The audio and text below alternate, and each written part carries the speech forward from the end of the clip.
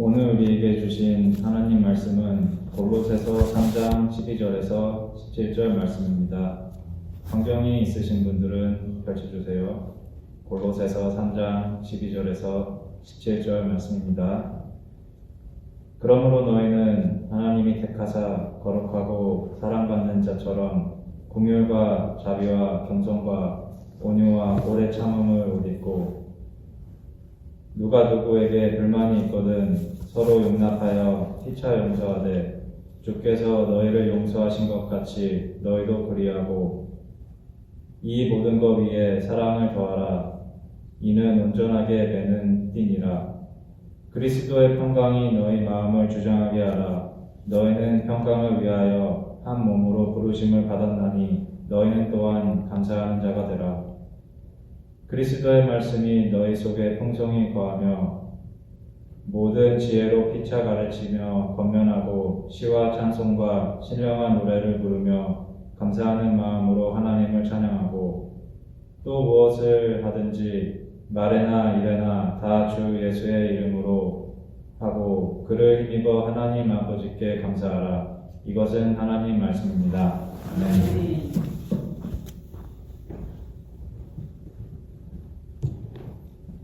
감사합니다. 잠시 기도하겠습니다. 사랑의 하나님 아버지 감사합니다. 오늘도 귀한 자리로 우리를 불러주시고 또한 생명의 말씀을 듣게 하시네 감사드립니다. 이 시간 우리의 마음을 열어주시고 하나님의 음성을 듣게 하여 주시옵소서. 성령께서 우리의 생각과 마음을 다스려 주시옵소서. 오늘 말씀 선포되는 말씀을 통해 그리스도의 성품을 입고 사랑으로 하나 될 수 있게 하여 주시옵소서. 말씀을 전하는 저에게 성령의 능력을 더하시고 듣는 모든 성도님들에게 깨닫는 은혜와 순종하는 믿음을 허락하여 주시옵소서. 감사드리며 예수 그리스도의 이름으로 기도드립니다. 아멘. 할렐루야. 감사합니다. 여러분 혹시 이러한 질문을 받아보신 적이 있으신가요? 당신이 왜 지금 이 교회를 다니고 계십니까? 다른 교회도 많은데. 설교가 좋나요? 아니면 친한 사람이 있어서입니까? 아이들이 있을 공간이 있어서입니까? 아니면 오래오래 다녔기 때문에 그런 생각을 하고 있습니까? 그런데 이러한 질문을 조금 바꿔보겠습니다. 여러분의 자녀들은 앞으로 이 교회에 다니고 싶어 할까요? 이 질문은 이민교회에 매우 중요한 질문이라고 생각합니다. 미국에는 참 좋은 교회도 많습니다. 미국인 교회, 이민교회도 있고요. 시설이 좋은 교회도 많고 프로그램이 뛰어난 교회도 많습니다. 찬양이 훌륭한 교회도 있습니다. 그런데 사람들은 왜 어떤 교회에는 오래 남고 어떤 교회에는 조용히 떠날까요? 놀랍게도 많은 사람들이 교회를 떠나는 이유는 설교 때문에, 시설 때문에, 프로그램 때문에도 아닙니다. 관계 때문에입니다. 나를 알아주는 사람이 없어요. 혼자인 것 같아요. 실수했을 때 품어주는 사람이 없었어요. 반대로 사람들이 오래 남는 이유도 비슷합니다. 그 교회는 그 교회 가면 가족 같아요. 힘들 때 함께 울고 웃어주는 사람이 있어요. 있는 모습 그대로 받아주는 공동체였다고 이야기를 합니다. 교회의 가장 큰 경쟁력은 건물이 아니라 프로그램도 아니고 결국은 사람일 것입니다. 그리고 그 사람을 하나로 묶는 것은 세상의 어떤 능력이 아니라 예수 그리스도의 사랑이라는 것입니다. 지난주 우리는 새로운 예배 장소 이곳에서 첫 예배를 드렸습니다. 건물도 바뀌고 주차장은 좋은 것 같습니다. 예배실도 바뀌고 또 오면 앞에 드리는 예배 때문에 편하게 크게 이야기도 못하는 경우가 있습니다. 하지만 하나님께서 우리를 가장 기대하게 하는 것은 장소의 변화가 아니라 공동체, 복음감리교회의 성장입니다. 새로운 장소에서 새로운 교회를 시작하는 것이 아니라 더 성숙한 교회가 되라고 하는 것 같습니다. 특별히 이민교회에서는 서로 다른 삶을 살아갑니다. 한국에서 오신 분들도 있고 미국에서 어렸을 때 오신 분 그리고 여기서 태어난 다음 세대들도 있습니다. 어떤 분은 영어가 편하기도 하고요. 한국어가 편하신 분들도 있을 것입니다. 직장도 사는 곳도 세대도 다르고 문화도 다릅니다. 그런데 다른 사람들이 어떻게 하나가 될 수 있을까요? 오늘 그 바울은 그 답을 알려줍니다. 골로새 교회도 우리와 비슷했습니다. 이방인 그리고 유대인이 함께 예배를 했고요. 부자, 가난한 사람이 함께 식탁에 앉았으며 거기에는 노예도 있고요. 자유인도 있는 그 가운데 성찬도 나누었습니다. 세상에서는 절대로 하나가 될 수 없는 사람들이 교회 안에서는 가족이 되어야 했습니다. 그래서 바울은 교회를 운영하는 방법을 말하지 않습니다. 사람을 바꾸는 복음을 이야기합니다. 오늘의 말씀은 어떻게 하면 끈끈한 교회가 될 수 있는가? 그 비결은 세 가지로 말씀을 하고 있습니다. 첫 번째는 끈끈한 교회는 그리스도의 성품을 입은 교회입니다. 두 번째, 끈끈한 교회는 사랑으로 묶인 교회이고요. 마지막으로 끈끈한 교회는 말씀을 삶으로 살아내는 교회입니다. 오늘 하나님께서 우리 모두에게 말씀하십니다. 교회를 다니는 사람이 아니라 교회를 세우는 사람이 되라고 말씀을 합니다. 우리 복음감리 교회가 이 지역에서 좋은 건물을 가진 교회가 아니라 서로 끝까지 사랑하는 끈끈한 교회로 기억되는 은혜가 있기를 주님의 이름으로 축원합니다. 첫 번째 말씀을 함께 읽겠습니다. 첫째,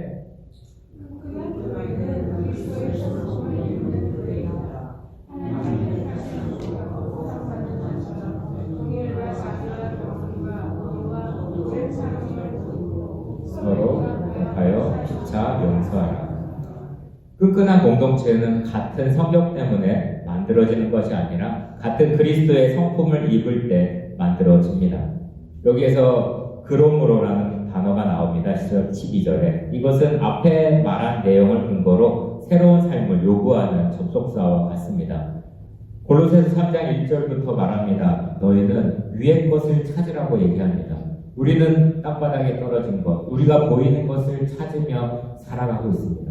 그리고 그 이야기 가운데 옛날에 옛사람을 벗어버리고 새 사람을 입으라고 이야기합니다. 그러므로 12절은 새 사람이 된 성도는 이제 새 사람답게 살아야 한다고 말씀을 합니다. 바울은 이렇게 말합니다. 그러므로 너희는 하나님의 택하사 거룩하고 사랑받는 자처럼 이라고 이야기합니다. 여기서 중요한 것은 바울이 거룩하게 살아야 하나님께 사랑받는다라고 말하지 않는 것입니다. 순서가 바뀝니다. 이미 하나님께서 택하셨고 하나님이 거룩하게 하셨고 하나님께서 사랑받는 자가 되었기 때문에 그에 맞는 삶을 살라는 것입니다. 이것이 바로 복음입니다. 율법은 어떻게 말하나요? 행하면, 이 일을 하면 사랑을 받는다. 하지만 그 복음은 뭐냐면 사랑받기 때문에 행한다는 것입니다. 그 순서를 꼭 기억하시기 바랍니다. 또한 바울은 긍휼과 자비와 겸손과 온유와 오래 참음으로 옷을 입으라고 말합니다. 옷을 입다는 무슨 뜻일까요? 여러분 다 오늘 옷을 입고 왔죠? 제일 좋은 것, 제일 시원한 옷을 입고 오셨을 것입니다. 이 단어는 단순히 옷을 걸친다는 의미가 아니라 자신의 신분을 나타내는 옷을 입는다는 뜻입니다. 로마 사회에서는 옷이 곧 신분이었습니다. 군인은 뭘 입죠? 갑옷을 입습니다. 판사는 그때 흰 토가를 입는다고 합니다. 노예는 뭘 입을까요? 일하기 쉬운 노예 복장을 입습니다. 그리고 황제는 자주색 옷을 입었다고 합니다. 옷을 보는 순간에 그 사람이 누구인지 알 수가 있었습니다. 바울이 말합니다. 여러분도 세상이 알아볼 수 있도록 예수님의 성품을 입으십시오. 옆에 계신 분하고 이렇게 말하면 좋을 것 같습니다. 예수님의 성품을 입으십시오. 예수님의 성품을 입으십시오. 교회가 교회답다는 것은 덤물이 아니라 입고 있는 성품으로 결정이 됩니다. 흥미로운 것은 바울이 사역을 먼저 말하지 않았다는 것입니다. 헌금을 말한 것도 아니고요. 전도하라고 말하지도 않고 봉사하라고 말한 것도 아닙니다. 먼저 뭘 말했다고요? 사람의 성품, 성격을 이야기합니다. 왜일까요? 교회를 무너뜨리는 것은 프로그램이 부족이 아니라 성품이 부족하기 때문입니다. 교회가 갈등하는 이유도 은사가 없어서가 아니고 사랑이 부족해서일 것입니다. 그리고 능력이 없어서가 아니라 겸손하지 못할 때 문제가 생깁니다. 그래서 바울은 성품을 가장 먼저 말을 합니다. 여러분, 긍휼은 뭘까요? 긍휼은 상대의 아픔을 내 아픔처럼 느끼는 마음입니다.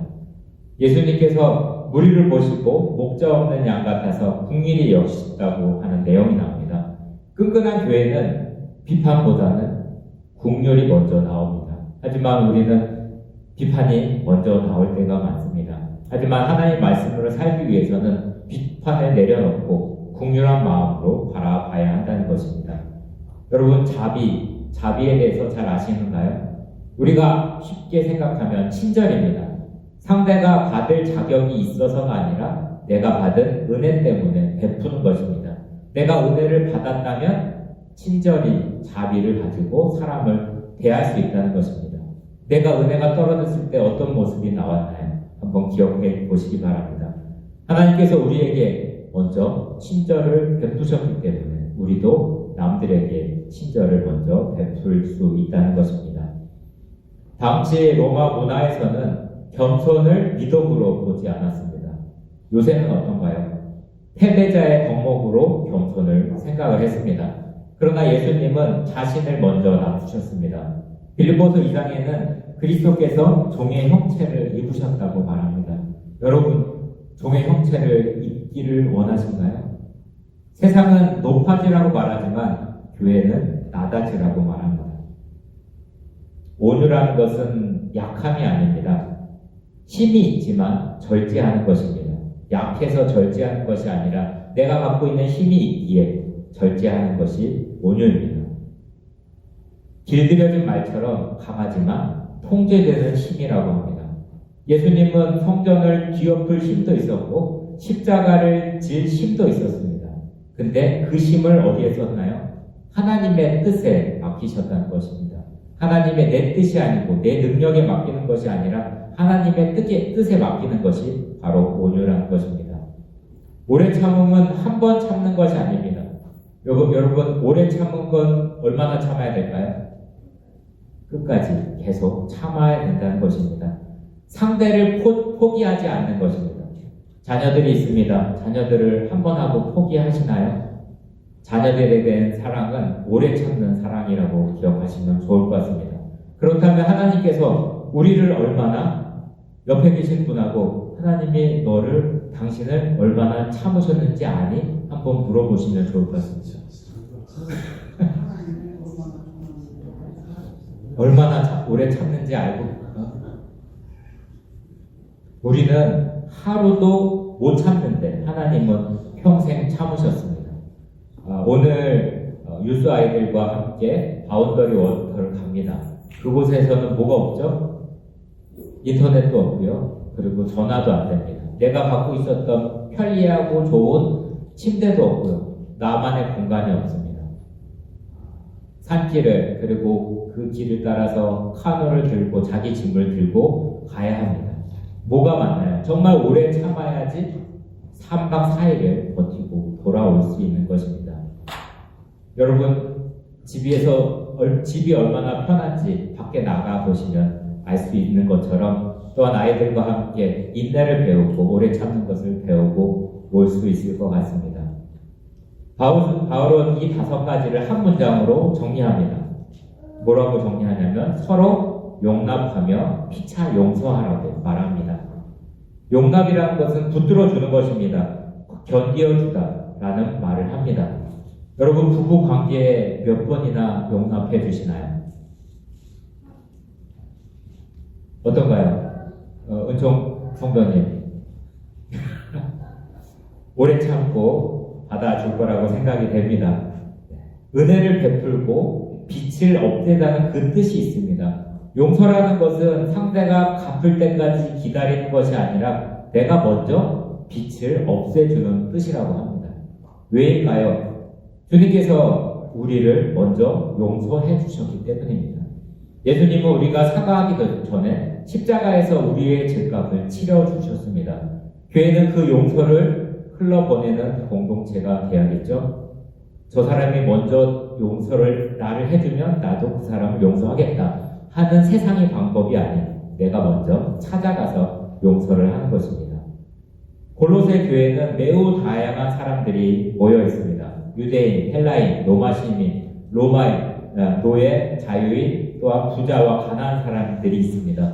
언어도 달랐고요, 문화도 달랐고, 재산도 달랐고, 생활 방식도 달랐습니다. 그런 사람들에게 바울은 문화를 하나로 만들려고 하지 않습니다. 뭘 하나로 만들려고 하면 성품을 하나로 만들려고 말합니다.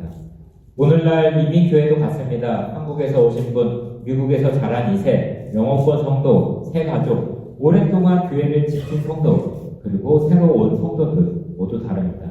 그러나 성품이 같다면 공동체가 하나가 될 수 있습니다. 창세기 37장을 보시면 요셉의 형들이 나옵니다. 꿈을 이야기했을 때 형들이 질투를 하죠. 질투를 하고 나서 어떻게 했죠? 그 시기심은 한 벌의 옥처럼 그들의 마음을 덮어버렸습니다. 결국 자기 동생을 노예로 팔아버립니다. 이때 한 가족이 무너졌습니다. 근데 창세기 50장의 마지막에 뭐라고 나오냐면 요셉이 전혀 다른 옷을 입습니다. 용서를 하기 시작합니다. 형들이 떨면서 찾아왔을 때 요셉은 복수하지 않았습니다. 여러분 어땠을까요? 나를 팔아버린 형제에게 용서를 할 수 있으신가요? 복수하지 않고 오히려 이런 말을 합니다. 50장 20절인데요. 집에 가서 한번 찾아보시면 좋을 것 같고요. 당신들은 나를 헤아려 했으나 하나님은 그것을 뭘로 바꾸셨는지 아세요? 선으로 바꾸셨다고 합니다. 같은 가족이지만 질투를 입으면 공동체는 무너지지만 용서를 입으면 공동체는 회복이 된다는 사실을 여러분 기억하시기 바랍니다. 끈끈한 팀이라는 책을 계속 읽고 있는데요. 한번 거기에 건강한 팀은 무엇인가를 설명을 하고 있습니다. 함께 읽어보시면 좋을 것 같습니다. 건강한 팀은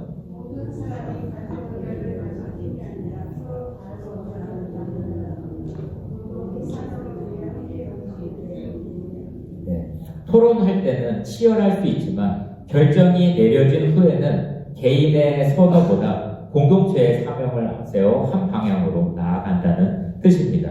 이것이 진정한 연합이고요. 교회도 마찬가지입니다. 끈끈한 교회는 갈등이 없는 교회가 아니라 갈등보다 복음을 더 크게 보는 교회라고 기억하시기 바랍니다. 혹시 내 마음속에 미움이라는 옷을 입고 있지는 않습니까? 우리가 또한 서운함이 무섭습니다. 그 서운함이라는 옷을 입고 있지 않습니까? 또한 내 안에 숨어있는 그 교만이라는 옷을 입고 있지는 않습니까? 오늘 하나님의 말씀은 이렇게 말합니다. 그 옷을 벗고 그리스도의 성품을 입으라고 이야기합니다.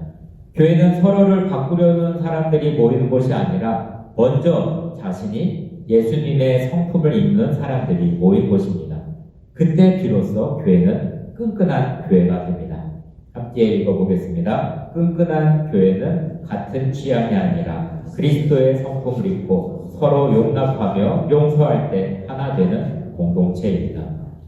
그러나 그리스도의 성품 하나하나가 아름답다고 해서 공동체가 저절로 하나가 되는 것은 아닙니다. 이 모든 덕목을 하나로 묶어주는 중심이 필요합니다. 그것이 뭘까요? 사랑을 더하라는 그 말씀입니다. 두 번째 말씀을 함께 읽겠습니다. 둘째, 끈끈한 교회는 사랑으로 묶인 교회이다. 이 모든 것 위에 사랑을 더하라. 이는 온전하게 매는 띠니라. 그리스도의 평강이 너의 마음을 주장하게 하라. 아멘. 사랑은 공동체를 하나로 묶는 접착제이며 그리스도의 평강은 그 공동체를 끝까지 지켜주는 심판자입니다. 앞절에 보시면 5가지 성품을 말했습니다. 긍휼, 자비, 겸손, 온유, 오래 참음. 그리고 13절에는 용납, 용서를 기억하실 것입니다. 근데 바울은 놀라운 말을 합니다. 이 모든 것 위에 뭘 더하라고요? 사랑을 더하라고 말하고 있습니다. 여기서 더하라는 말은 마치 옷을 걸치는 모습을 의미하고 있습니다. 아무리 좋은 옷을 입어도 허리띠가 없으면 옷은 흐트러집니다. 제 기능을 하지 못합니다. 바울은 긍휼도 중요하고 겸손도 중요하고 용서도 중요하지만 이 모든 것을 묶는 것은 사랑이라고 말합니다. 여기서 위에라는 표현이 있습니다. 모든 것 위에 단순히 순서를 말하는 것이 아니라 가장 중요한 것입니다. 모든 것을 덮을 수 있는 것, 모든 것을 완성시키는 것을 말합니다. 사랑은 덕목 가운데 하나가 아니라 모든 덕목을 완성시키는 왕관과도 같습니다. 고린도전서 13장에 보시면 뭐가 나왔죠? 내가 천사의 말을 하고 살을 옮길 만한 믿음이 있고 내 몸을 불사르게 내어줄지라도 뭐가 없으면 안 된다고요? 사랑이 없으면 아무것도 아니라고 합니다. 사랑은 교회의 선택 과목이 아니라 필수 과목입니다. 본문은 말합니다. 이는 온전하게 매는 띠니라.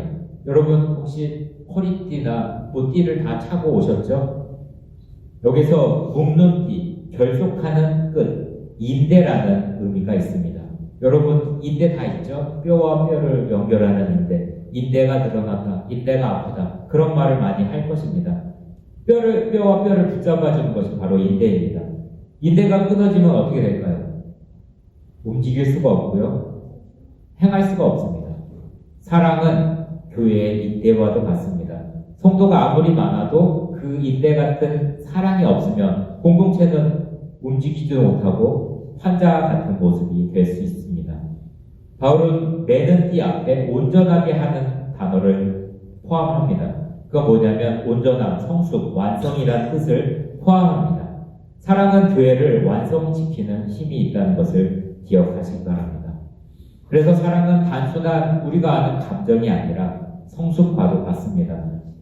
바울은 로마 시민들이 매일 보는 장면을 사용합니다. 당시 사람들의 긴 옷을 입었습니다. 남자들은 긴 튜닉이라는 것을 입었습니다. 여자들도 긴 옷을 입었습니다. 그러나 그 허리띠를 매지 않는다면 걸을 수도 없었고요, 일할 수도 없었고 뛸 수도 없었다는 것입니다. 그 띠는 모든 것을 하나로 묶어주는 역할을 했습니다. 여러분 여행을 떠날 때, 전쟁을 할 때, 일을 시작할 때 반드시 띠를 맺습니다. 바울은 말합니다. 교회도 마찬가지라고. 사랑이 없으면 아무리 좋은 성품을 가지고 아무리 능력이 있어도 흩어진다는 것입니다. 더 나아가 로마 부인의 갑옷을 보면 허리띠가 중심에 와 있습니다. 그 띠를 중심으로 칼도 검도 띠에 달려있고 또한 앞에 있는 그 갑옷도 띠가 받쳐줍니다. 모든 장비가 띠를 중심으로 연결이 됩니다. 만약에 띠가 풀리면 갑옷 전체가 무너질 수가 있습니다. 그래서 에베소서 6장에 보시면 진리의 허리띠라고 들어보셨을 것입니다. 바울은 사랑을 공동체를 묶는 허리띠로 설명을 합니다. 교회는 사랑이 풀리는 순간 뭐가 시작이 되냐면 갈등이 시작이 됩니다. 그래서 15절은 사랑 다음으로 평강을 말하고 있습니다. 그리스도의 평강이 너의 마음을 주장하게 하라. 여기서 주장은 뭐냐면 놀랍게도 운동 경기의 심판입니다. 심판은 무엇이 옳은지 무엇이 틀린지를 결정합니다. 바울은 말합니다. 교회 안에서 내 감정이 심판하지 말고 내 자존심이 심판하지 말고 그리스도의 평강이 결정하라고 말합니다. 예를 들어 누군가의 말이 내 마음을 아프게 했습니다. 근데 그때 뭐가 올라오죠? 분노가 올라옵니다. 분노가 결정되면 뭐가 시작되죠? 싸움이 시작이 됩니다. 그렇죠? 자존심이 결정되면 그 관계는 끝날 수밖에 없습니다. 그러나 그리스도의 평강이 결정되면 용서가 시작될 수 있다는 것입니다. 바울은 또 중요한 말을 합니다. 너희는 평강 위에서 한 몸으로 부르심을 받았다입니다. 교회는 여러 몸이 아니고 한 몸입니다. 몸은 손이 발에게 나는 너와 상관없다 할 수가 없고요. 눈과 귀에게 나는 혼자 살겠다 말할 수가 없는 것입니다. 여러분 다윗의 시 가운데 이런 말씀이 있습니다. 형제가 연합하여 동거함이 어찌 그리 선하고 아름다운가. 그 연합은 머리에서 수염으로 흘러내리는 기름 같다고 이야기합니다. 헐몬의 이슬과 같다고 이야기합니다. 왜 기름과 이슬일까요? 둘 다 생명을 살리는 것이기 때문입니다. 연합은 교회를 살립니다. 하지만 분열은 교회를 죽일 수밖에 없습니다. 그리고 다윗은 마지막에 이렇게 말합니다. 거기서 여호와께서 복을 명령하셨나니. 하나님은 연합이 있는 곳에 복을 명령하십니다. 사랑이 있는 곳에 하나님의 임재도 있습니다. 함께 화면을 보시고 함께 읽겠습니다. 건강한 팀은 서로 다른 성향과 의견을 가진 사람들이지만 개인의 선호와 아젠다, 더 큰 사명 아래 내려놓고 함께 움직이는 팀이라고 말합니다. 이런 것들을 기억하시기 바랍니다. 많은 사람들이 내 뜻이 통과가 안 될 때 서운해하고 힘들어하고 떠나는 경우가 많은데 하나님께서는 그 모든 것을 묶을 수 있고 먼저를 복음을 두기를 원하십니다. 우리는 종종 이렇게 고백합니다. 저 사람이 변하면 교회가 좋아질 텐데. 그러나 하나님은 우리에게 먼저 말합니다. 사랑을 더해라. 상대가 먼저 사랑할 때까지 기다리지 말라는 뜻입니다. 예수님께서 우리를 먼저 사랑하셨기 때문에 가정도, 선교회도, 유언회도, 교회도 사랑을 이루려면 조직은 남아있어도 생명은 사라질 수밖에 없습니다. 함께 읽겠습니다. 사랑은 공동체를 하나로 묶는 힘입니다. 그리스도의 평강이 우리를 다스릴 때 교회는 한범된 공동체가 될 수가 있습니다. 그러나 사랑과 평강이 마음속에만 머물러 있는 공동체는 변하지 않습니다. 바울은 마지막으로 그 사랑을 어떻게 일상 속에서 드러내는지를 보여줍니다. 말씀이 풍성히 거하고 모든 말이 행동이 예수 그리스도의 이름으로 이루어질 때 교회는 세상에서도 끈끈한 공동체로 살아가게 된다는 것을 이야기합니다. 세 번째 함께 읽겠습니다. 셋째, 끈끈한 교회는 삶으로 말씀을 살아내는 교회이다. 그리스도의 말씀이 너희 속에 풍성히 거하여 감사하는 마음으로 하나님을 찬양하고 무엇을 하든지 말에나 일에나 다 주 예수 이름으로 하고 하나님께 감사하라. 말씀이 풍성히 거하는 교회는 서로 세울 수 있고요. 예배당뿐만 아니라 삶의 모든 자리에서 예수 그리스도를 드러나는 공동체가 될 수 있다는 것입니다. 여러분, 이런 말씀 가운데, 여러분 삶 가운데 성경을 얼마나 보시는지 궁금할 때가 많이 있습니다. 생명의 삶을 보내드리고 제가 어제 한꺼번에 저희가 캠프 간 동안에 보내드릴 수 없어서 목요일까지 보내드렸습니다. 제가 개인으로 보내드리는 그 말씀 가운데 우리가 그 말씀을 통해서 실천하고 순종할 때 우리가 사랑을 할 수 있게 된다는 것입니다. 세상의 사랑이 아니라 하나님의 말씀에 기초한 사랑이 될 때 우리가 그 사랑의 힘을, 예수 그리스도의 사랑의 힘을 받을 수 있다는 것입니다. 서로 가르치고요, 서로 권면하고 이런 삶을 함께 살아갈 수 있습니다. 여러분, 찬양할 때 어떤가요? 허밍도 나오고 기쁜 표정으로 찬양할 때가 참 많이 있습니다. 우리가 물잔에 물이 많으면 움직이면 어떻게 되죠? 쏟아집니다. 내가 내 안에 말씀이 많으면 말씀이 흘러 넘치고요. 만나는 사람마다 하나님 말씀을 나눌 수 있다는 것입니다. 가득 차야 됩니다. 오늘 특성을 해주신 은총 형제님과 또한 준 형제님이 노래를 좋아하고요. 찬양을 잘할 때 이렇게 실력 있는 목소리로 이렇게 은혜를 전할 수 있는 것처럼 우리가 갖고 있는 것을 남에게 줄 수 있다는 것입니다. 내 안에 말씀이 차고 내 안에 기도가 있다면 그것이 흘러 넘쳐서 옆에 분에게 영향을 미칠 수 있다는 것을 여러분 기억하시기 바랍니다. 그래서 말씀을 읽고요. 말씀에 순종하고 실패하더라도 결단하며 사는 여러분이 되기를 간절히 소망합니다. 함께 이 시간 가운데 그리스도의 성품을 입으시기 바랍니다. 사랑으로 서로를 묶으시고요. 말씀을 삶으로 살아내시길 바랍니다. 함께 결단의 기도를 하면 좋겠습니다. 화면을 해주시고요. 함께 읽겠습니다. 그리스도의 성품을 입게 하소서. 사랑으로 하나 되는 교회가 되게 하소서. 말씀을 삶으로 살아가는 되게 하소서. 주여 성창하시고 통성으로 함께 기도하시겠습니다.